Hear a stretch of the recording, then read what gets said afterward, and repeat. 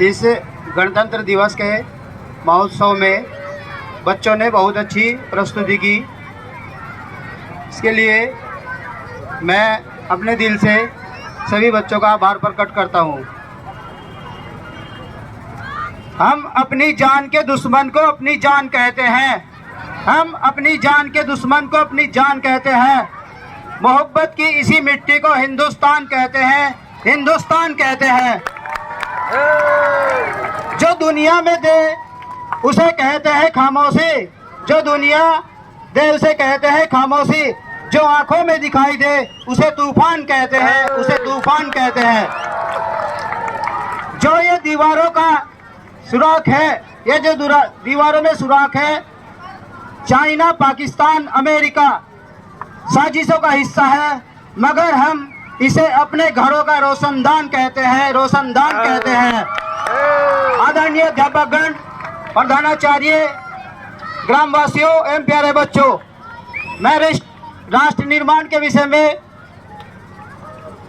कुछ अपने शब्द व्यक्त करना चाहता हूं। इस गणतंत्र दिवस महोत्सव के आज़ादी का असली मतलब वही जानते हैं जिसने कभी गुलामी की हो। आज़ादी का मतलब वही जानते हैं जिसने कभी गुलामी की हो। हम सौभाग्यशाली हैं कि हमने स्वतंत्र भारत में जन्म लिया। यूँ तो आज़ादी की लौ 1857 में ही जल गई थी, जो मिसाल बनकर हमारे देश में 1957 में आज़ाद कराई। प्राचीन, मध्यकालीन और आधुनिक भारत के उदाहरणों से स्पष्ट करना चाहूँगा कि जब हम फिरंगियों के फेरे में फंस गए थे तो रंग दे बसंती चोला की एक आवाज़ पर टोलों के टोले उमड़ आते थे और उनके वंदे मातरम के नारों से 5-5 डिग्री का खून में आने वाला तूफान अंग्रेजी शासकों की जड़ों को हिला दिया करता था। लोग मर जाते थे, मिट जाते थे, फांसी पर चढ़ जाते थे, तो वो भी अपनी देशभक्ति साबित कर रहे होते थे, क्योंकि ये उस दौर की देशभक्ति की कसौटी थी। उसके बाद 62, 65 और 71 के मुद्दों में अपना सुहाग गंवा देने वाली औरत जब घर के हालात ये हो जाया करते थे कि प्यार भी भरपूर गया, प्यार भी भरपूर गया, मांग का सिंदूर भी गया, नन्हे निहालों की लोंगटियां चली गई, छोटी छोटी बेटियों की चोटियां चली गई, बाप की कमाई गई, भाई की पढ़ाई गई, ऐसा एक विस्फोट हुआ, पूरे जिस्म की ही बोटियां चली गई। और आपके लिए तो एक आदमी बना है साहब, मेरे तो घर की रोटियां चली गई, मेरे तो घर की रोटियां चली गई। ये वाले हालात पैदा हो जाने के बावजूद भी एक माँ अपने बेटे को सरहद पर दुश्मनों की धज्जियां उड़ाने के लिए भेज देती थी और यह खत लिखा करती थी। जरा गौर से सुनना। अम्मा ने खत लिखा है, अम्मा ने खत लिखा है बड़े ही चाव से, पुत्र मेरे ना घबरा जाना, 1 इंच भी पीछे मत हट जाना, 1 इंच भी पीछे मत हट जाना, इंच इंच कट जाना, इंच इंच कट जाना। इस तरह पूरा परिवार अपनी देशभक्ति साबित करता था। तब देश बलिदान मांगता था, तब देश लड़ जाने को कहता था, तब देश मर जाने को, मिट जाने को, फांसी चढ़ने को कहता था। किंतु आज देश लड़ जाने को नहीं कहता, मर जाने को, मिट जाने को, फांसी चढ़ जाने को नहीं कहता, बल्कि मेरे विचारों में यदि कोई व्यक्ति अपना कार्य पूरी ईमानदारी, पूरी मेहनत, पूरी लगन से करे तो वह भी सबसे बड़ा देशभक्त है। मैं नहीं मानता फेसबुक या व्हाट्सएप पे 3 रंग की डिब्बी लगाने से देशभक्त हो जाता है। और यदि आप ये कहेंगे कि साल में 2 बार तिरंगा हाथ में ले लेना देशभक्ति है, तो मैं पूछना चाहूँगा कि फुटपाथ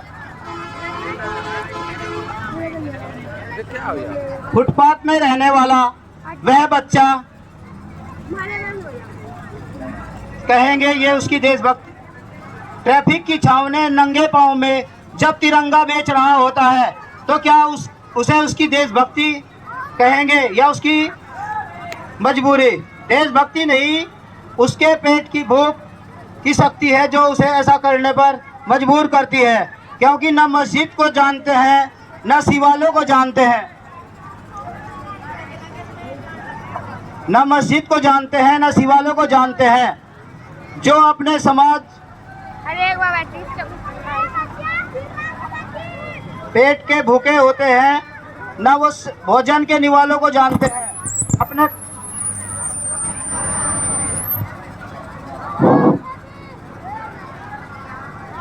अपने परिवार, अपने समाज, अपने देश के लिए समर्पण का भाव है, वही देशभक्ति है। और हर देश द्रोही के जीवन में आने वाला तूफान है हमारी सच्ची देशभक्ति, ताकि हर देशद्रोही के समझ सके कि अगर तू परिंदा है तो ये आसमान भी तेरा है, अगर तू दरिंदा है तो ये शमशान भी तेरा है। भाईचारे से रहना है तो इस जमीन पर, वरना ये कब्रिस्तान भी तेरा है, एक देशद्रोही से ज्यादा देशभक्ति तब आहत होती है जब एक बेटा अपने बूढ़े माँ बाप को वृद्धाश्रम की चौखट पर छोड़ आता है। कराह उठती है वो देशभक्ति जब मुसीबत में फंसे लोगों की जान बचाने से ज्यादा हम सेल्फी लेकर अपने लाइक बनाने में लगे रहते हैं। आज के इस दौर में वो युवा जिनके ऊपर जिम्मेदारी भी अपने देश, अपने समाज, राष्ट्र की आशाओं को बांधाए रखने की है, वही युवा अब 4x4 की छोटी स्क्रीन पर अपनी कोमल उंगलियों के घर्षण मात्र से अपनी भावनाओं को इमोजी भेज रहा है। 4 बोतल वोडका काम मेरा रोज का ने भारत का भविष्य तबाह कर रखा है। हम ना एक ऐसे समाज में जी रहे हैं जहां महिला सुरक्षा के मामले में हम आज भी चौथे नंबर पर आते हैं, जहां पत्थर की मूरत को लगते हैं 56 भोग और भूखे नंगे तड़पते सो जाते हैं लोग। मजदूर को मजदूर समझिए, मजबूर नहीं। गरीब को काम दीजिए, दान नहीं। और यदि दान देने के इच्छुक है तो जीते जी रक्तदान दीजिए और मरने के बाद अंगदान देकर किसी मरते हुए को जीवन दान दीजिए। यही सच्ची देशभक्ति और यही सच्चा राष्ट्र प्रेम है। न सरकार मेरी है न रम मेरा है, न सरकार मेरी है न रम मेरा है, और न ही ये बड़ा सा नाम मेरा है। बस इतनी सी बात का गुरूर है मुझे कि मैं भारत का बेटा हूँ और ये भारत देश मेरा है। परंतु एक वैचारिक बीमारी हमारे भारत में मुझे नजर आती है। कहा जाता है कि हम दुनिया के सबसे बड़े लोकतंत्र में जी रहे हैं, जहाँ हिंदू पैदा होते हैं, मुसलमान पैदा होते हैं, ईसाई भी पैदा होते हैं, लेकिन बदकिस्मती है कि अब इंसान पैदा नहीं होते। और मेरे विचारों में न हिंदू की ज़रूरत है न मुसलमान की ज़रूरत है। राष्ट्र निर्माण के लिए केवल अच्छे इंसान की ज़रूरत है। जरा सोचकर देखिए, ये पेड़, ये पौधे, शाखाएं भी परेशान हो जाए यदि ये परिंदे भी हिंदू और मुसलमान हो जाए, एक शैक्षिक बीमारी भी हमारे समाज में मुझे नजर आती है। और बड़े आश्चर्य की बात है कि जिस देश ने पूरे विश्व को तक्षशिला और नालंदा विश्वविद्यालय देकर ये शिक्षा की बुनियाद रखी, आज उसी देश में विश्व के श्रेष्ठ विश्वविद्यालयों में हमारा एक भी विश्वविद्यालय खड़ा नहीं हो पाता। जहां एक और हमारे पास IIT, IIM और शिक्षण संस्थान है, वहीं दूसरी ओर गरीब लोगों को सर्व शिक्षा अभियान का झुंझुना पकड़ा दिया जाता है। और बता दूं, इस शैक्षिक बीमारी का एक कारण कि हमारे देश की शिक्षा नीति केवल 2 तरह के लोगों के लिए बनती है, एक तो वो जो विद्वान है और दूसरे वो जो धनवान है। इसी तरह की कई गजब बीमारियां हैं और इन बीमारियों की जो जड़ है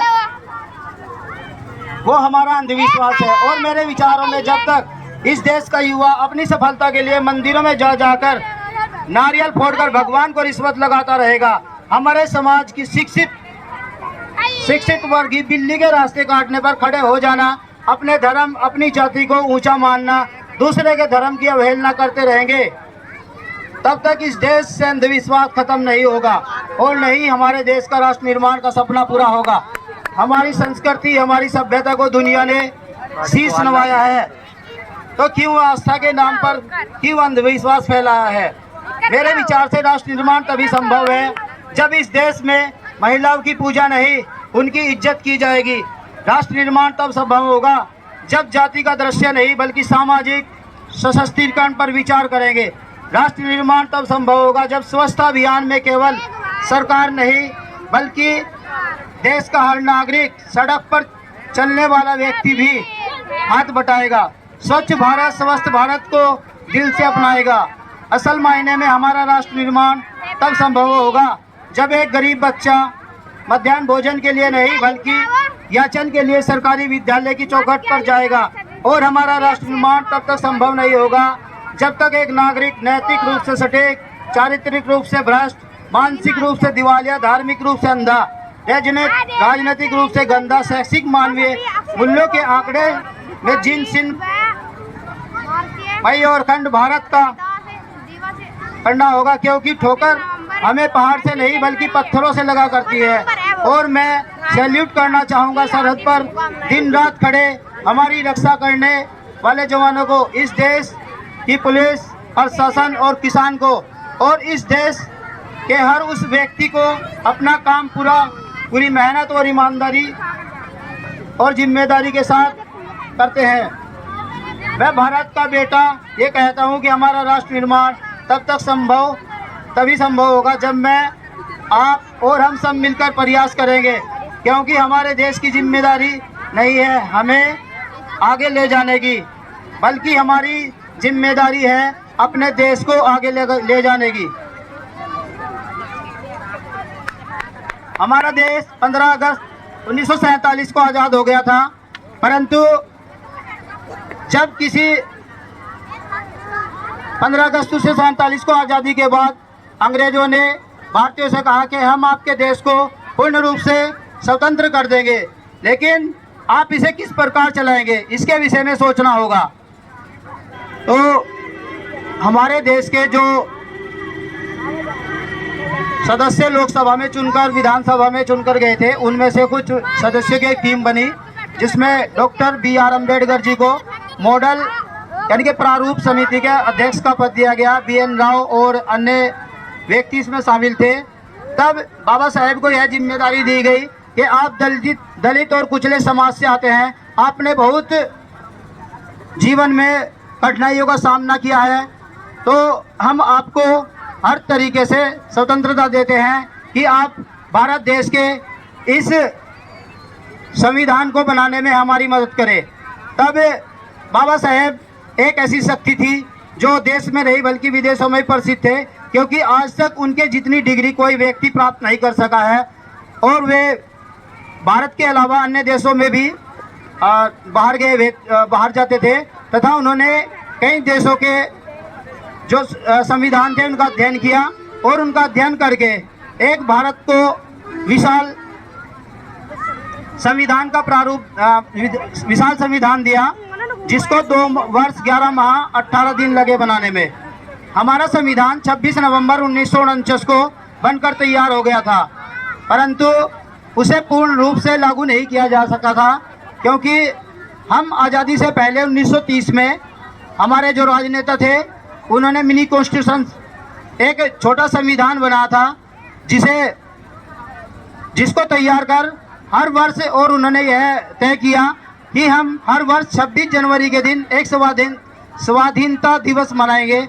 तो तभी से हमारे जो राजनेता थे वो 26 जनवरी के दिन ही स्वाधीनता दिवस मनाते थे। इसी उपलक्ष्य में 26 नवंबर 1949 को जब संविधान तैयार हो गया, तो उन लोगों ने सोचा कि 2 माह का और इंतजार किया जाए और हम इस संविधान को 26 जनवरी को लागू करेंगे।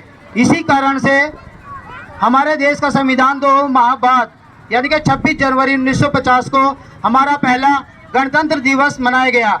गणतंत्र दिवस का मतलब होता है रिपब्लिक डे, अर्थात जनता के द्वारा जनता का शासन।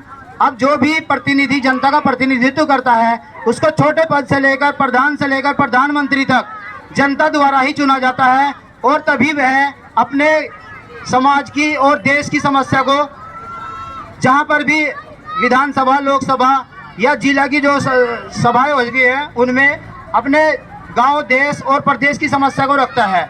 और 26 जनवरी 1950 से लेकर आज हम 75वां गणतंत्रता दिवस मना रहे हैं, यह केवल तभी संभव हो पाया है जब हमारे देश में संविधान लागू है और आज हर आदमी अपनी वैयक्तिक विचारों को व्यक्त कर सकता है। यह केवल हमें संविधान के द्वारा ही मिला है। अंत में मैं यही कहना चाहूँगा कि हम सब हिंदू बुरा ना मुसलमान बुरा, लड़ने वाला और लड़ाने वाला इंसान बुरा। तो आप यदि आपको कोई बहकाए उसके बहकावे में ना आए और अपने कार्यों के प्रति, संविधान के प्रति ईमानदारी से कार्य करते रहे। जय भीम, जय गुरु रविदास, जय संविधान।